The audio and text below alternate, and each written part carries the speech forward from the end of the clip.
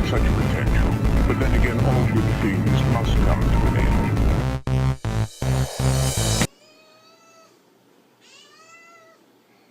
What's up, my wizards? It's Dev from the place with the decks SV MTG, and we've got a deck today that I've been wanting to revisit for a long time. This is Black-White Warriors, and we're doing it on a budget. Well, Budget Black-White Warriors is one of my favorite decks ever for sentimental reasons. This is one of the first decks back in Fate Reforged Standard that really put us on the map in a way, I mean, if you want to use that term. This is, the video got like 8,000 views back when we only got like 600 views on every video. So, sentimentally, I love Black-White Warriors, and I played it for like 8 months. Something I played it for a really long time, and I love the deck. And I think right now, before it rotates, is a good time to come back to it and see what it's got going for it. So let's check it out. One thing to know before I go in on the creatures here is that the format lost Bile Blight, it lost Lightning Strike notably, and so these aggro decks are a little bit better in some ways, you know. We can crash through, and sure, Silk Wrap is a consideration, and a couple of other removal spells. Ultimate Price is still played sometimes as a one-of, but for the most part, aggro decks have it a lot easier than they did just a few months ago, and that helps out Warriors tremendously. It might be poised better now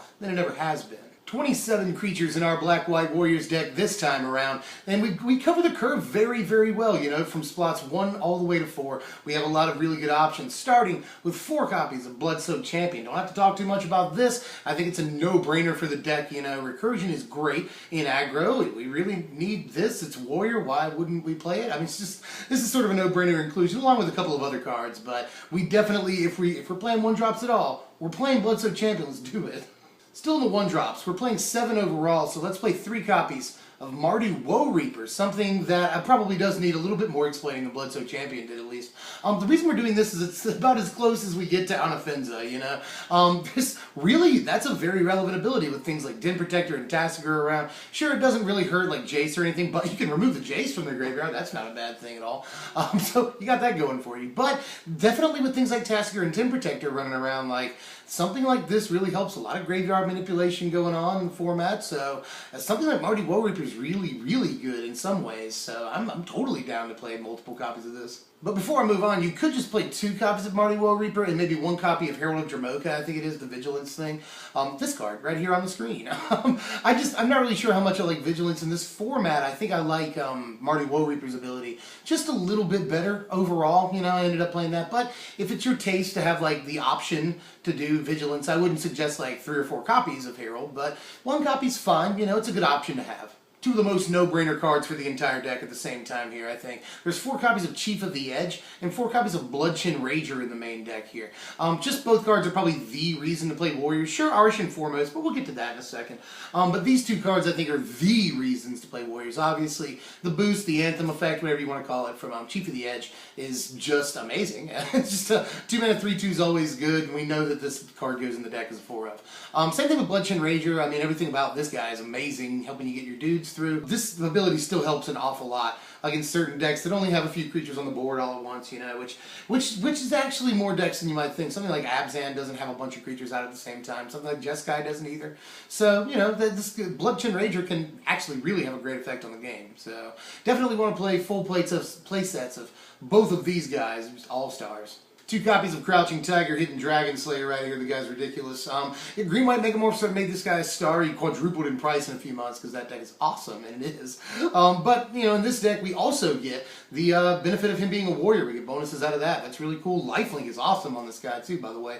Good 2-drop, good 3-drop too. And just love, love, love the guy. We can play removal and we can play a warrior at the same time. Just yes to that. 4 copies of Arishan Foremost. Hey, there she is. Yeah, the other reason to play Warriors, definitely. Some, you know, Warrior decks early in the format would play like 2 or 3 of Arishan Foremost, and then we realized, like, the card is just ridiculous. Arishan Foremost, even though we don't have a whole lot of creatures that have a whole lot of power, just even making one of our 2-power guys able to do 4 damage in combat is just, that's really, really good as a 3-drop that does something when she enters play and on subsequent turns. Just that's, everything about her is really, really good. So, Arishan Foremost, again, I don't have to talk too much about it. An established creature in this card, in this deck, and there's definitely reasons why Double Strike is insane, you know. And as a 3-drop that affects the board, it's like a spell when it hits the board and then has crazy effect on the game as the game plays out. Just yes. 2 copies of Bloodshed Fanatic in my Black-White Warriors deck. I don't see it in everybody's, and I can understand why. Some people like playing Strike Leader. I put that in the sideboard. Still a very important card against things like Languish, you know. But Bloodshed Fanatic is fine against Languish too a little bit later in the game, and you don't always have to play this as your 3-drop. There's ways to play it as your 5 or 7-drop even after you have, you know, later on into the game. You can sacrifice a couple of guys, you know. It does protect us in some ways against mass removal or spot removal. We can at least get some, hey buddy, we can get some advantage out of it. The kitty distracted me so much I had to cut. But also, the card provides a fair amount of reach for us. If we can just, you know, aggro decks have a problem sometimes against control and other mid-range decks too. That, like, they'll get them down to like 8 life and then just not be able to finish. Bloodshed Fanatic really helps us finish, you know, if we can just sacrifice those last few dudes, deal that last like 6 damage, and close the game out. And it happens a lot with Fanatic. 1, just a silver bullet copy of Merciless Executioner here. Warrior creature type is awesome, and it protects us against creatures sort of like Ojutai and Silumgar the Drifting Death, which will often be the only creatures they have out, you know. So that really is awesome against those decks, and the fact that it gets warrior bonuses is good. And Bloodsoaked Champion's a really good target if you don't want to let go of your Executioner, you know. Having a 3-power guy is really good with creatures like Arishan Foremost, you know. It's better than the average 2-power guy. So that's pretty awesome too. Just a lot of reasons, I think, to play at least the singleton copy in this format of Merciless Executioner. 3 copies of Brutal Horde Chief, super, super important. This really benefits from the loss in the format of Lightning Strike and Bile-Blight. Silk Wrap is still in, but it doesn't hit this, you know. I had a brain fart in one of the last videos, sorry about that. That makes it even better, you know. This card did get way, way better with the rotation, and just like Arishan Foremost is a 3-drop that does something when it hits the battlefield, this is a 4-drop that does something when it hits the battlefield. Very, very good for aggro decks to have, like, creatures that are also sort of spells, you know, and both Arishan Foremost and this will have effect later on into the game, really, really later on in the game. Both just really good, but Brutal Horde Chief especially is going to help you finish. Really, really good finisher, and if you can activate his ability, is especially awesome. We're playing 10 other things, I guess spells, you call them, in the deck, things that aren't creatures. Starting with some removal. 1 copy of Valorous Stance, 3 copies of Silk Wrap, and 1 copy of Murderous Cut. Silk Wrap, just one of the best removal pieces in the format available to anybody right now. Silk Wrap takes out a lot of important creatures. The 1 copy of Valorous Stance, you know, you could take out the Merciless Executioner into creatures and add a second Valorous Stance. I could totally see doing that. Valorous Stance is really good. Although it doesn't protect against Languish, something that we're really, really afraid of in this deck is Languish, if you haven't noticed from a couple of the things that I've said. Doesn't protect against that, but it does protect against every other piece of removal in the format, so that's really important. Or it can kill things like Siege Rhino and bigger creatures, you know, a Jutai when it swings in. Just all kinds of big stuff. That's important for an aggro deck to have that option. So I'd see playing 2 copies of Valorous Stance. And Murderous Cut, you know, we're going to be putting a lot of creatures in the graveyard. We got 27 dudes in the deck, you know. Not to mention 10 spells, we're going to be dumping stuff in the graveyard too, you know. So we definitely should play at least the 1 Murderous Cut. And I thought about upping it to 2, but I think 1 is comfortable. 3 copies of Secure the Waste. I just say, you know, you have to play the card. I wouldn't go all out and play 4, you know. We're playing a few things that are pretty high up on the curve. Brutal Horde Chief, a few 3-drops, and some more 4-drops as I go on down the spells here. So we don't really, I mean, Secure the Waste is a 3 or 4-drop most of the time, you know, or it can go even bigger later on in the game. If we get later on in the game, this is really good, you know. We've got a couple of things that'll make this bigger, not to mention Chief of the Edge, which will make these things bigger. So Secure the Waste definitely goes in the deck, you know. It can act as removal, or it can be a really offensive piece too, you know. At the end of their turn, you can just make like 4 or 5 guys. That's awesome later on in the game. So love everything about Secure the Waste, but don't want to play a full playset. I think 3 is pretty comfortable. And finally, 2 copies of Raider's Spoils. Now, if this weren't a budget deck, I would just play 2 copies of Sorin over this, I think. Of course, Raider's Spoils does have the option of being able to draw you cards, which is something every aggro deck wants to do, but we don't necessarily have the ability to cover that life loss all the time, you know. Especially when you're racing against other aggro decks, like Target Aggro and things like that. That deck really races us well, is all I'm going to say. Not a great matchup. That's why we got like the Silk Wrap's main deck and stuff, but I digress. You know, we've got Scoured Barons, we've got Hidden Dragon Slayer, a couple of other things. Marty Woe Reaper to help us out with our life total, you know. But for the most part, drawing cards is great. But I'd just much rather play Sorin. You know, the life link on that is amazing on his +1. He still gives us the +1/+0 to all of our guys. That's pretty awesome. And his just other abilities are insane. You don't have that kind of versatility on Raider's Spoils, but on Sorin you can make other guys, or you can, if you can ultimate him, the game is just really rigged in your favor at that point. So I'd much rather play Sorin, but we have budgetary concerns here. Raider's Spoils is still a fine card. Here's the lands, 23 of them. Look at them, there they are. I guess you could play Shambling Vents. Those are about $5 a piece. If you added the Shambling Vents and the Sorens, and I guess if you really didn't care about money, you could add Gideon. The deck could want that. But in any case, if you just added the Sorens and the Shambling Vents, you'd be looking at about, right around $90, $100 on TCG Player, something like that.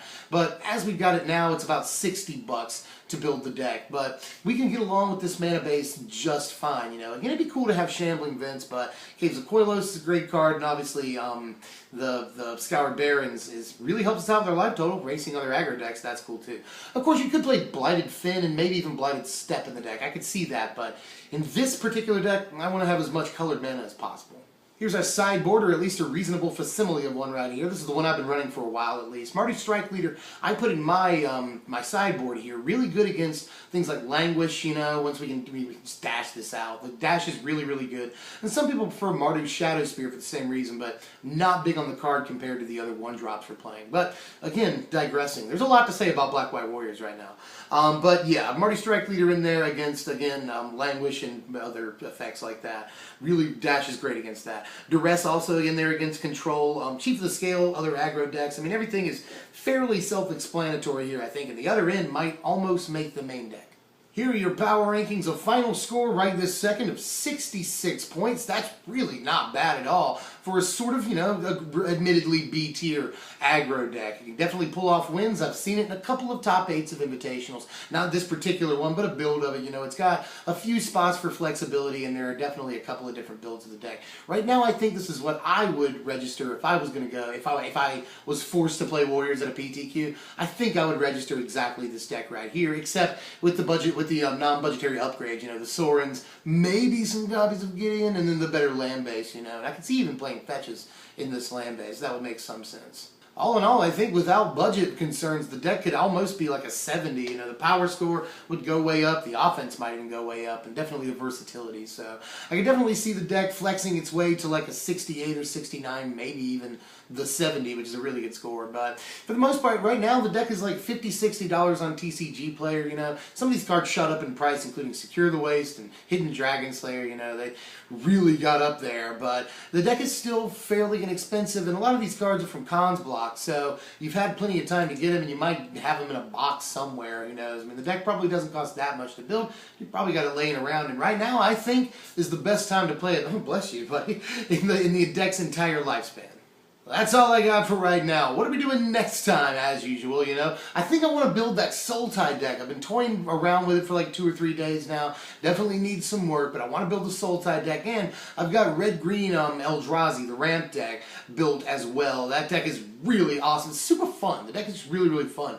And it's placing pretty well in certain, tournaments. You see it in sort of the top 8, but the bottom of the top 8. So there is that. But the deck is still really, really fun. And it's not done being built right now in this format. I think it's got a long way to go before we know exactly what that deck looks like. So let me know what you want to see next time and any other suggestions that you have. If you enjoyed the content, please do these things like share, comment, subscribe to like. You just gotta hit the thumbs up button. It's super easy and it makes me smile. I love having a lot of likes. Who doesn't, My name's Dev from SBMTG. This is Ziggy Stardust. We can call him a Johnny if you want to. He's a good buddy. Look how sweet and sleepy the baby is. What a good buddy. But in any case, thank you for watching, my wizards. Oh, his head's going over. His head's gonna go. Oh, there he goes. There he goes.